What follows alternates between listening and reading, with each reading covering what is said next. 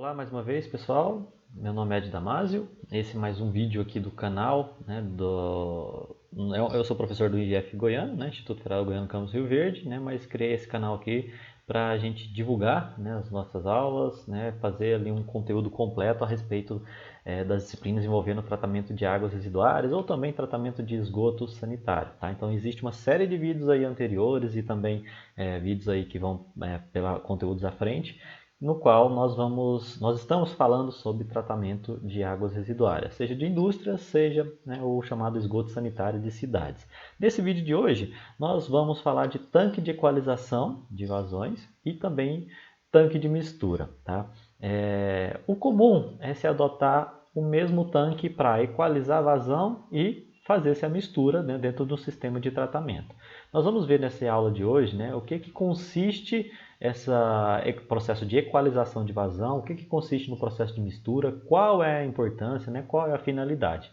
Aqui a gente tem duas imagens desses tanques, né, que realizam o processo de equalização das vazões e também de mistura. Tá? Então, vamos então para a aula. Logo no primeiro slide aqui, nós vamos falar sobre equalização das águas residuárias. Tá? Nós temos um slide aqui com muitas informações, mas vamos trabalhar ele aqui de maneira devagar. Tá? Vamos primeiro falar de equalização. Né? O que seria equalizar? Depois a gente fala das misturas. Tá? Então vamos imaginar a seguinte situação. Né? Nesta parte aqui de todo esse slide, nós temos o quê? Nós temos um hidrograma de vazões.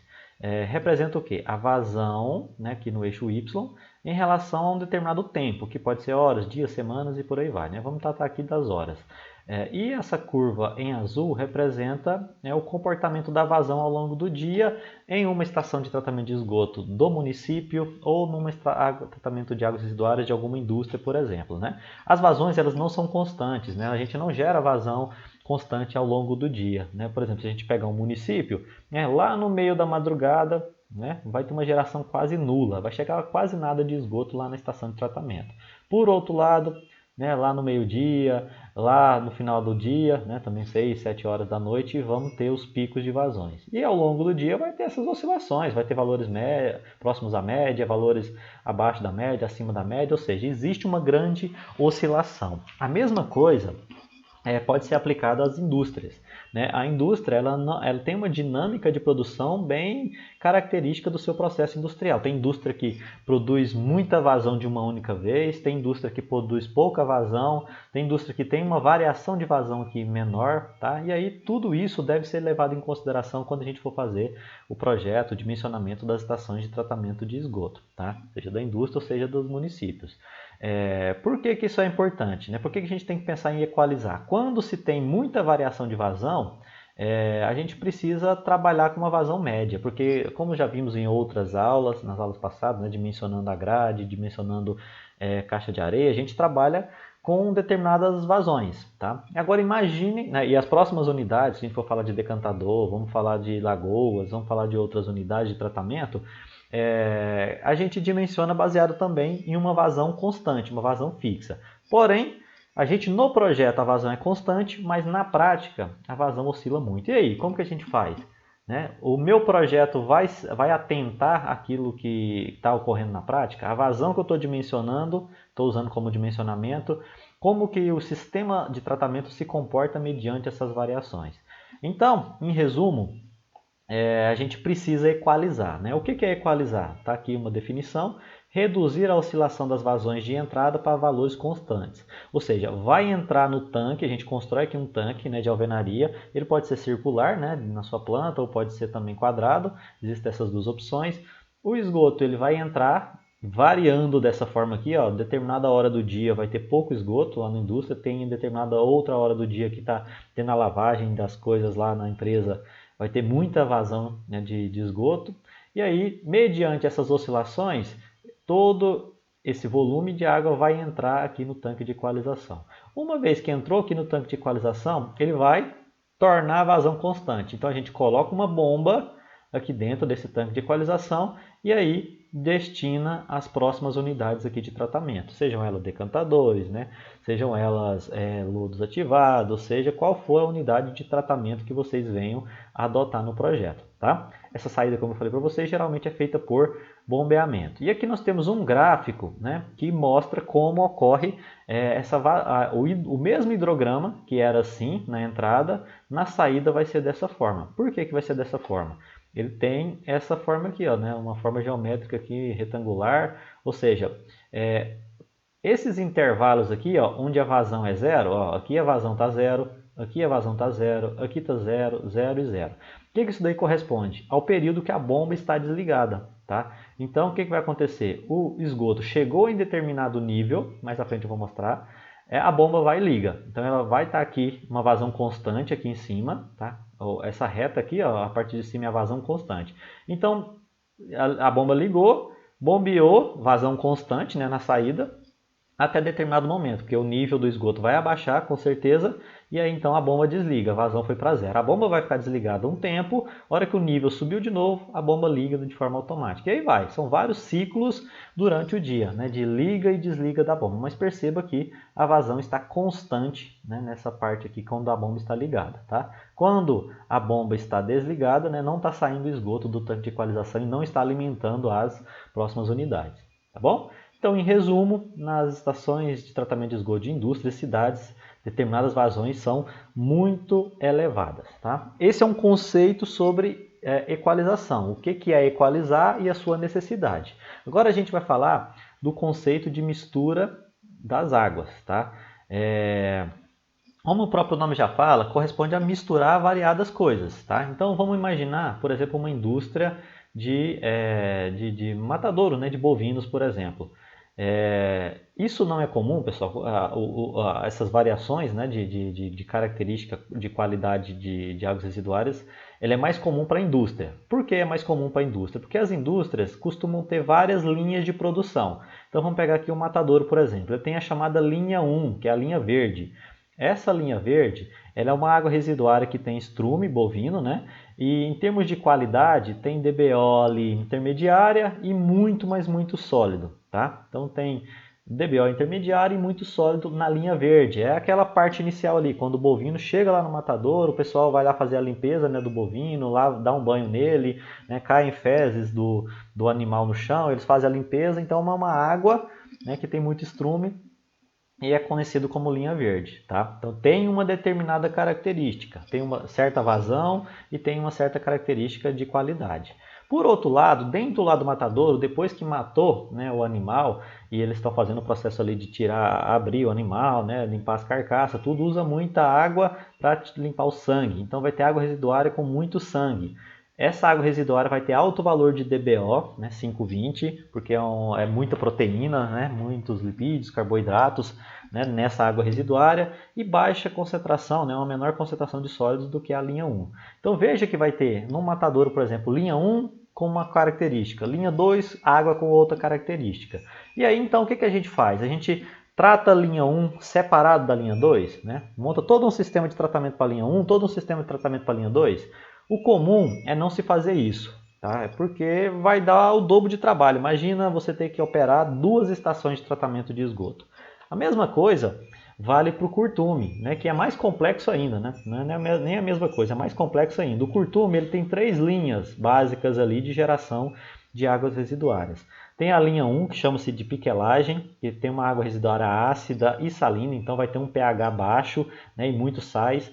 Teremos uma linha 2, que é chamada de curtimento e tingimento, tá? É uma água residuária que tem muito metal pesado, como por exemplo o cromo. E a linha 3, né, que é uma linha que é o acabamento do produto, né? E que tem uma água residuária mais alcalina. Então percebe que são 3 linhas de tratamento diferentes, tá? E essas 3 linhas de tratamento, elas têm características diferentes. O que pode ser feito? Tratar de forma separada, né? Trata a linha 1 de forma separada da linha 2, de forma separada da linha 3. Isso vai exigir 3, né? Você vai ter 3 estações de tratamento de esgoto lá dentro da sua empresa, né? Da empresa que você trabalha, né? Por outro lado, existe a possibilidade então de juntar tudo e um chamado tanque de equalização, né? Dentro do tanque de equalização e mistura, porque ele vai equalizar as vazões da linha 1, linha 2 e linha 3. Então, cada linha gera uma determinada vazão, a gente vai juntar tudo e vai equalizar, tornar a vazão constante. E toda essa variação de DBO, de DQO, de sólidos e tudo mais, vai ser misturado. Tá? Então, a ideia do tanque de equalização é regular as vazões. Tem muita oscilação de vazão, várias linhas entrando e a gente equaliza. E a mistura é pegar toda a água residuária que está chegando com variadas características e tornar a saída constante. Tá? Então, tanto um como o outro é uniformizar. Tá? Uniformizar as vazões e uniformizar a qualidade da água. Tá? Então, isso é muito comum, a gente ter esses tanques, né, de equalização e mistura nesta configuração aqui, nas indústrias. Tá? É muito comum. Em algumas indústrias vocês sempre vão encontrar configurações parecidas como essa, que tem água residuária das variadas linhas, cada linha vai ter sua grade, peneira, sua caixa de areia, né, o seu medidor de vazão, e se junta tudo ali no tanque de equalização. Tá? Então é bem comum que se tenha essa configuração aqui, ó, grade ou peneira, né, para remover os sólidos grosseiros, caixa de areia para remover a material sólidos inertes sedimentáveis, medidor de vazão para medir vazão, junta tudo aqui no tanque de equalização e mistura. Tá?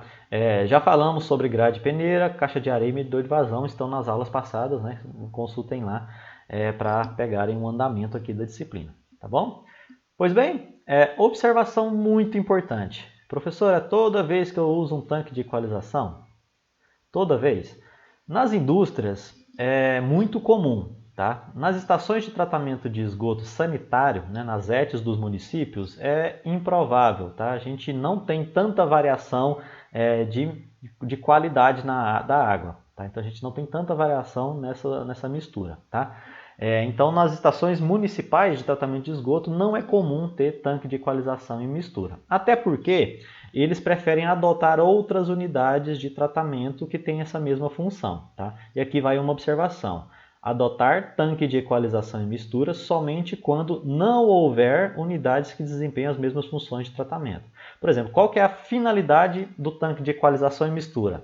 Tornar igual, né, receber e uniformizar a vazão e a qualidade do esgoto. Tá?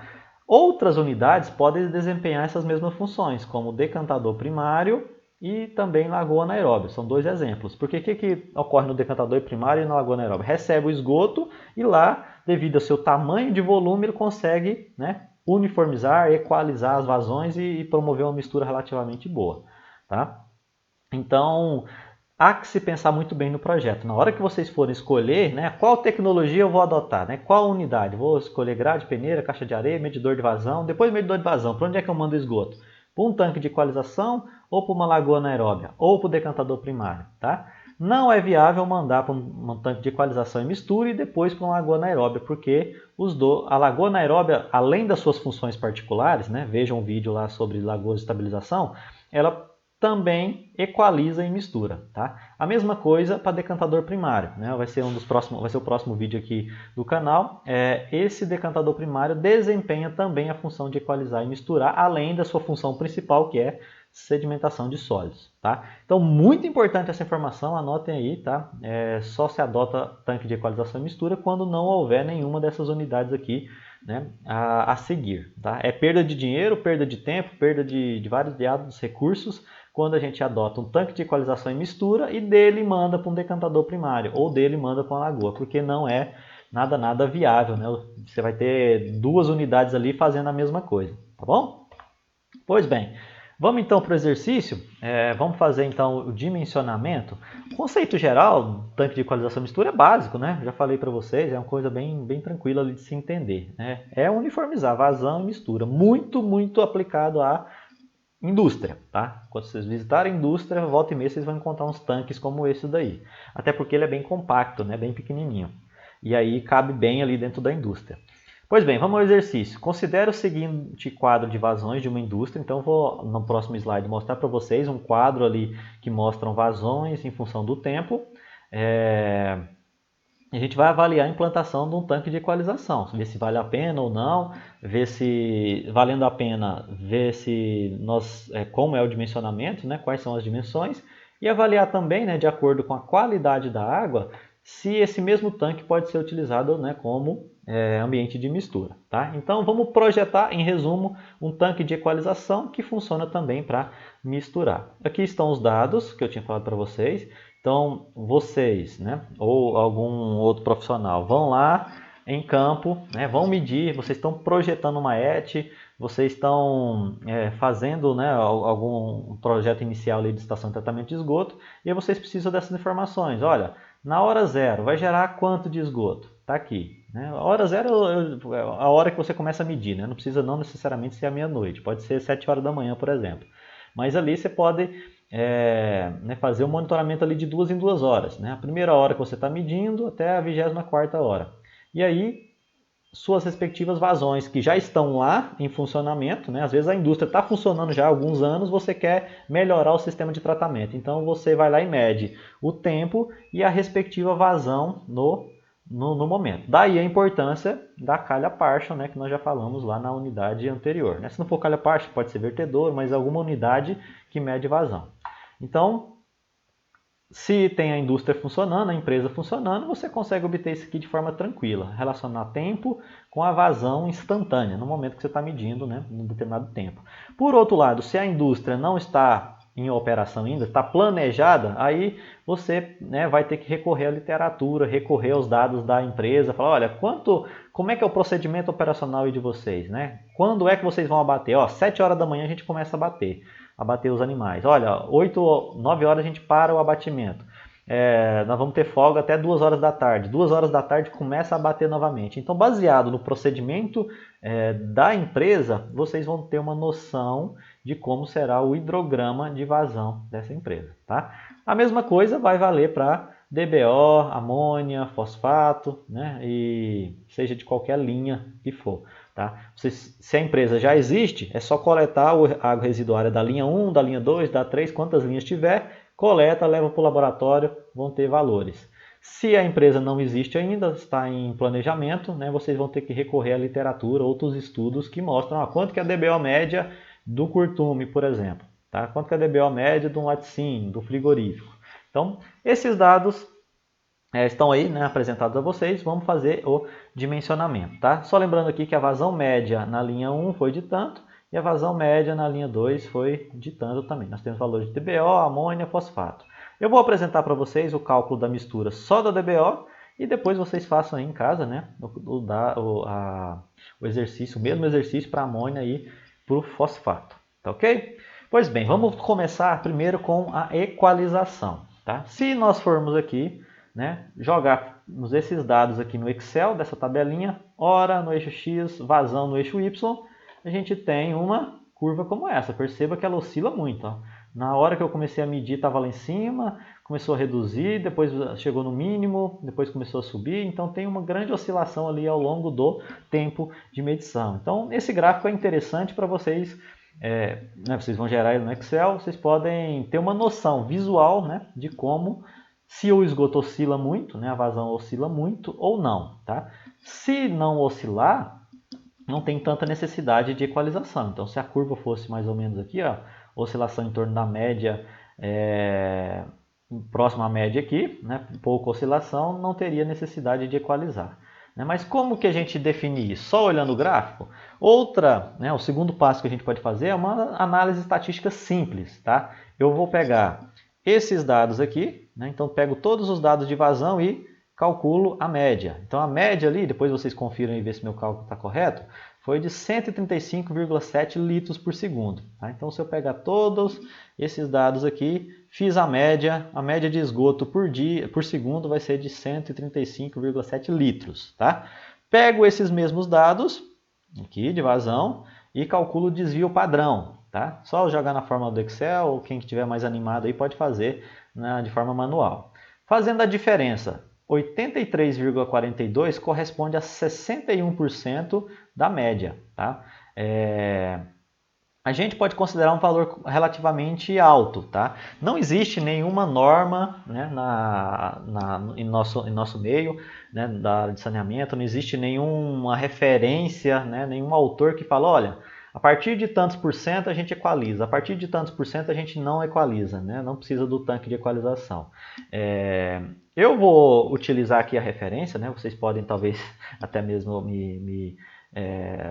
concordar ou não, né? Se vocês encontrarem alguma referência de algum autor que traz um número diferente, mas eu vou sugerir a vocês, né, baseado ali já nas minhas experiências ali de campo, né, eu já operei algumas estações de tratamento de esgoto, quando se tem uma diferença ali, digamos, de 50% para cima, eu prefiro adotar a equalização. Tá? Como eu falei, se vocês encontrarem algum outro autor, alguém que esteja recomendando outro valor, né, vocês têm o livre-arbítrio para utilizar essa referência também. Mas, né, o que eu sugiro a vocês é até 50% ali, ó, comparando o desvio padrão com a média, não precisa equalizar. Agora, acima de 50%, né, eu vejo que seja interessante construir um tanque de equalização ou, né, você vai utilizar algumas daquelas unidades que desempenham a mesma função, além das suas funções específicas, né, como a lagoa anaeróbia e o decantador primário. Tá bom? Então, fazendo a comparação aqui, ó, 61% de diferença do desvio padrão em relação à média. Ou seja, nós temos então a necessidade de equalizar, tá? Maior do que 50%. Não é, como eu falei para vocês, não é referência, a referência não é a norma, a referência não são livros, né? A referência é baseada nas experiências próprias que a gente tem mesmo, tá? Se vocês quiserem seguir a minha recomendação, estão livres, se não, vocês podem consultar também outros materiais, tá bom? Até porque também não existem muitos outros materiais, eu mesmo, né, ao longo da minha trajetória acadêmica e profissional, não encontrei muitas dessas referências relacionadas à equalização, tá bom? Se encontrarem, né, compartilhe com a gente. Pois bem, então, o primeiro passo a gente faz um hidrograma de vazão, um segundo passo a gente faz, né, uma análise estatística ali, chegamos à conclusão de que precisa de equalizar. O terceiro passo é fazer o diagrama de Rippel. O diagrama de Rippel ele é bastante famoso na área de hidrologia porque ele é muito utilizado para dimensionar reservatório. Tá? Reservatório eu digo até mesmo barragens, tá? Porque o que acontece numa barragem? Na época da chuva enche a barragem e na época da seca a gente tira a água da barragem, né, que foi armazenada na época da chuva. Então, o diagrama de Rippel serve para todo tipo de reservatório, sejam os reservatórios lá de grandes hidrelétricas, sejam os reservatórios ali da caixa da caixa de água mesmo de vocês, né, da caixa d'água, né? Seja para diversas finalidades você consegue dimensionar reservatórios com o diagrama de Rippel. Tá? O tanque de equalização é um tipo de reservatório, então nós vamos utilizá-lo, né, como referência. O cálculo, aí eu peço bastante atenção para vocês que não está aqui muito bem delineado, mas ele é bem simples. Né? A primeira coluna tem as horas, a segunda coluna as vazões, né? Isso é o tempo, né? Isso são os dados que o exercício nos dá. E aí o que eu preciso fazer? Somar todas as vazões de entrada. Deu ali, somando tudo isso daqui, ó, deu 1765. Tá? Então esse 1765 ele é o somatório de todas as vazões que entram ali ao longo de um dia. Tá? Então ao longo do dia aqui, ó, tá entrando na hora 0 entra tanto, na 2 tanto, 4 tanto, 6, somei tudo ali, deu 1765, é a vazão que está entrando no tanque de equalização. Tá? E aí, quanto que vai sair? Tá? Porque é um balanço. Eu somo tudo que está entrando e aí eu vou regularizar, né, tornar uniforme e constante a vazão da saída. A vazão da saída, o somatório aqui ó, da hora 0, 2, né, o tempo que eu estou definindo aqui, para fazer a medição, eu vou ter que somar todos esses valores, tá? Deu no caso aqui 1690, ele foi inferior a 1765. Tem que ser inferior, tá? Porque se for superior, a vazão de entrada não vai conseguir suprir a vazão de saída, tá? Então a regra básica desse diagrama de Rippel é o somatório das vazões de entrada tem que ser maior do que o somatório da vazão regularizada na saída. Tá? Então essa é a primeira regra. Vocês vão definir um valor aqui na saída. Tá? É um valor definido. Que valor definido é? A vazão de projeto das próximas unidades. Olha, eu vou dimensionar as próximas unidades, né? Sejam ela qual for. Se for um lodo desativado, se for um reator UASB, qualquer que seja as próximas unidades de tratamento, eu vou dimensionar baseado em uma vazão. Então, pessoal, uma vez definido a vazão regularizada, né, veja aqui que é um valor constante. Então, na hora zero, vai estar entrando 272 e saindo 130, ou seja, vai estar armazenando quanto? 142. Então, o nível do esgoto vai subir. Na hora 2, vai estar entrando 243 e saindo 130, então vai estar armazenando 113. Na hora 4, vai estar entrando 223, saindo 130, armazenando ainda no tanque, né? O nível vai estar subindo, 93. Aí já na hora 4, o que vai acontecer? Aquilo que foi armazenado, né, lá na hora 0, 4 e 2, 0, 2 e 4, vai ser consumido. Né? Veja aqui que vai estar entrando 89 e vai estar saindo mesmo 130, ou seja, eu vou consumir 41 dessa minha reserva, desse reservatório. Na hora 8, a mesma coisa, 10, 12, né? Veja que na hora 14 aqui, por exemplo, ó, vai estar entrando muito pouco, a menor vazão, vai estar entrando 30 e vai continuar saindo 130, ou seja, uma diferença de 100. Então, todos esses valores aqui que derem negativos, né? Eu comparo a vazão de entrada com a vazão de saída, vou ter variados valores. Esse, coluna 2 menos coluna 3. Se for positivo, eu não vou considerar no meu cálculo, tá? Aí, o que nós vamos fazer? Somar só os valores que são negativos. Então, coluna 2 menos a 3, nós vamos ter a coluna 4. E aí eu pego a coluna 4 e somo todos os valores aqui que deram negativos. Então, 41 mais 38 mais 83, 90, 100, 140, 48, 9, 16. Somando tudo, deu 425 litros. Ou seja, esse é o volume que eu preciso para reservar as minhas águas residuárias. Qual vai ser a ideia? O volume de 425, né, durante o momento que está gerando mais esgoto do que eu consumo, né, na ET, então ele vai reservar, vai encher esse 425. E durante os momentos de baixa vazão, né, esse 425 vai ser consumido, né, vai ser consumido lá pelo sistema de bombeamento e mandar para as próximas unidades. Tá bom? Acho que é bem tranquilo isso daqui, tá? Entrada menos saída, diferença, valores negativos se você soma e vai ter o volume do tanque de equalização. Tá ok? Aí essa vazão regularizada, como eu falei para vocês, é uma escolha do projetista, vocês que vão escolher. Mas baseada no quê? Somatório de todas elas aqui vai ter que tem que ser o quê? Inferior, menor do que a vazão de entrada, tá? A sugestão é que seja um pouco inferior, tá? Porque se for muito pequenininho ali, a gente vai acabar tendo a necessidade de, às vezes, um volume, né, útil ali muito grande. Então, a sugestão é escolher um valor que o somatório seja inferior ao somatório da vazão de entrada, tá? E aí, importante saber que esse 130 é o que você vai utilizar como dimensionamento nas próximas unidades, ok? E aí o quarto passo, né, a gente vai fazer a dimensão do tanque. Tá? Esse tanque ele pode ser cilíndrico. Lá na foto da capa, né, dessa aula de hoje tem lá um tanque que ele é cilíndrico. Tá? Então a planta dele é redonda, né, e o formato dele 3D é cilíndrico. Pode-se utilizar, mas pode-se utilizar também as dimensões prismáticas. Né? O que seriam as prismáticas? Né, um quadrado ali na base, né, e uma forma de prisma, né, no formato 3D. E essa relação, né, quando ela é no formato prismático, a relação comprimento-largura, né, vai ser de 1, ou seja, vai ser um quadrado ali na sua base. Né? Então, qual que é a vantagem e a desvantagem de ser cilíndrico ou ser prismático? Primeiro, a vantagem de ser prismático é que você consegue construir em alvenaria. Né? Você vai lá, contrata uns pedreiros e faz um tanque lá, impermeabiliza esse tanque. É bem mais fácil. Por outro lado, se for cilíndrico, aí você vai ter que comprar já, né? Vai gastar mais dinheiro, comprar lá na forma de metálica, né? Ou às vezes também lá de fibra de vidro, então vai dar um pouquinho mais de trabalho. A prismática é mais fácil, né? Porque é coisa ali de engenheiro fazer um negócio bem quadrado mesmo, né? Enquanto que o cilíndrico vai exigir que você tenha ali seus contatos com empresas, né, que trabalham com fibra de vidro, né, com plástico e também com metal, tá bom? Aí fica a critério de vocês o que vocês acharem no mercado, tá? Pois bem, vamos então adotar que esse tanque aqui do exemplo vai ser então prismático, tá? Aí o volume, como nós já calculamos, é 425 litros ou 0,425 metros cúbicos, é o volume útil, tá? Nós vamos adotar uma profundidade que eu recomendo a vocês que seja no mínimo é 1 metro, tá? Profundidade útil. Então vou até colocar aqui, renomear, colocar aqui útil. Então é uma profundidade útil, né? Acima de 1 metro.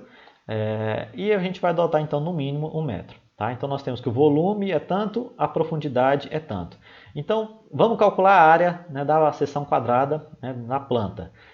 A área vai ser a fórmula volume pela altura. Como a altura é igual a 1, a área vai ser igual ao volume. Tá? Então a área vai ser 0,425 metros quadrados. Como a gente adotou uma seção quadrada, né, comprimento e largura igual a 1, então comprimento pela largura é 1. A fórmula da área é comprimento vezes largura. Juntando essas duas aqui, a gente chega na conclusão de que comprimento igual a largura será igual a 0,65. Tá? Refaçam esses cálculos aqui, posso estar errado, né? Mas por isso que eu peço aí a atenção de vocês, né? Não simplesmente aceitam os cálculos, refaçam e vejam se bate o mesmo resultado. Se não, entre em contato comigo. Tá ok? Pois bem, então a gente observando agora o tanque, a gente consegue entender um pouquinho melhor. Aqui é um perfil, né? É um corte ali do tanque de equalização. Tá? Aqui vai funcionar também como mistura. A gente tem um perfil aqui. O que vai acontecer? Ele é formato prismático. Tá? Formato prismático. O esgoto ele vai entrar numa extremidade, cair aqui, vai posteriormente ser bombeado pelo sistema de bombeamento. Então a entrada é por gravidade, a saída é por bombeamento. Tá? E aí nós temos alguns níveis. A gente vai ter que ter o nível mínimo, tá? Nível mínimo, que a gente recomenda ali no mínimo 50 centímetros, tá? É uma altura do volume morto, porque assim, é ali que estarão situada a bomba. Tá? Esse nível mínimo não pode ser afetado. Tá? O esgoto não pode ficar abaixo desse nível mínimo, porque senão pode queimar essas bombas. Então a gente vai ter um nível mínimo de no mínimo 50 centímetros, tá? Podem adotar até valores superiores, com mais segurança. A gente vai adotar também a altura útil, né, que já falamos que foi 1 metro, mas vocês podem adotar 2, 3, né, dependendo da dimensão do tanque. Quanto maior o tanque, vai precisar de uma altura maior para ele não ficar com uma largura muito extensa. E nós vamos chegar também ao nível máximo. Tá? Então, o volume útil vai ser do nível mínimo ao nível máximo. Tá? A gente vai ser tudo automatizado. Né? Esse B aqui, ó, que vocês estão vendo, são as bombas. Essa bomba ela vai estar ligada a uma boia. A boia chegou no nível mínimo, ela desliga. A boia chegou no nível 1, né, junto à água residual, ao esgoto, ela liga. Então, assim, o reservatório encheu, chegou no máximo, a bomba liga. Ela vai tirando esgoto, né, recalcando esgoto, chegou no mínimo, ela vai desligar. Tá? Então, o processo de liga e desliga, igual eu mostrei no hidrograma para vocês. Ligou, está bombeando vazão. Desligou, para de bombear. Tá? E aí só enche. Pois bem, e aí então é recomendado também ter uma borda livre, né, para caso aconteça alguma eventualidade ali, né, de dar algum problema em alguma unidade do sistema, né, temos uma borda livre de segurança de pelo menos 50 centímetros. Então, 50 centímetros de borda livre de segurança, 50 centímetros no mínimo também de altura de volume morto, mais o volume útil. Então, nosso tanque vai ter a profundidade ali de 2 metros. Tá? Então, vai ser 2 metros de profundidade total por 0,65 de comprimento e largura. Essas pazinhas que vocês estão observando aqui, ó, tem a pazinha 1, a pazinha 2, ela representa o que? A mistura. Tá? Então aí vai ocorrer nesse mesmo tanque que está recebendo as variadas vazões e equalizando, a gente vai adotar também a mistura. O que a mistura vai fazer? Aqui nós temos a planta do tanque recebendo linha 1 e linha 2, né, do exemplo. A linha 1 tem concentração 1 e vazão 1, linha 2 concentração 2 e vazão 2. E aí as fórmulas estão aqui, ó, L igual a 0,65, C também. E no geral vai acontecer o quê? Linha 1 entra, linha 2 também. E vai sair, né, na forma de bombeamento a concentração de mistura. Tá? E aí nós temos então essa forma. A concentração da mistura é concentração 1, vazão 1, mais concentração 2, vazão 2, dividido pelo somatório das vazões, fórmula simples lá da química. Tá? E essas concentrações aqui podem ser DBO, podem ser DQO, vários outros parâmetros. Tá? E então chegamos por fim à equação da mistura para a gente resolver. Tá? Lá em cima nós temos os dados, né? Já falei para vocês aqui. Ó, DBO da linha 1, 4.500. A vazão da linha 1, 84. DBO da linha 2, 1.100. Vazão, 51,7.